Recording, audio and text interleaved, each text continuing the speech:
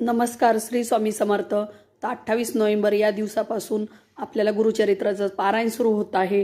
तर गुरुचरित्रातील पारायणाचा संकल्प कसा करायचा, कारण संकल्प केल्याशिवाय आपलं गुरुचरित्राचं पारायणाचं फळ भेटत नसतं आणि जर संकल्प केला तरच गुरुचरित्र वाचण्याला काहीतरी अर्थ असतो. त्यामुळे आपण गुरुचरित्र वाचताना नेहमी संकल्प करूनच आपण गुरुचरित्राचं पारायण करायचं असतं. तर संकल्प कसा करायचा, तर संकल्प अगदी सोपा आहे. तर एक नारळ घ्यायचा आहे. तुम्ही ज्या दिवशी गुरुचरित्राच्या पारायणाला बसणार आहात, केंद्रात बसा किंवा घरी बसा, एक नारळ घ्यायचा आहे. तर त्या नारळाचं तोंड म्हणजे शेंडी आपल्याकडे करायचं, तोंड महाराजांकडे करायचं आणि खडीसाखर घेऊन महाराजांना विनंती करायची आहे. मी म्हणजे तुमचं नाव सांगायचं आहे आणि तुम्ही कोणत्या गोत्रात जन्माला आलेले आहेत.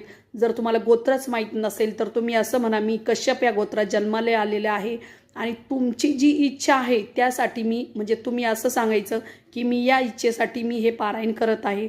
तरी माझं पारायण हे निर्विघ्नपणे पार पाडो, कोणत्याही प्रकारचं विघ्न येऊ देऊ नका. आणि तुम्ही माझ्याबरोबर, मी पारायण करत असताना माझ्याबरोबर राहा आणि माझं पारायण व्यवस्थित करून घ्या.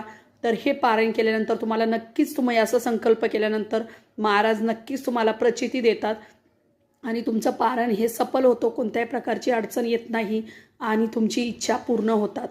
तर श्री स्वामी समर्थ.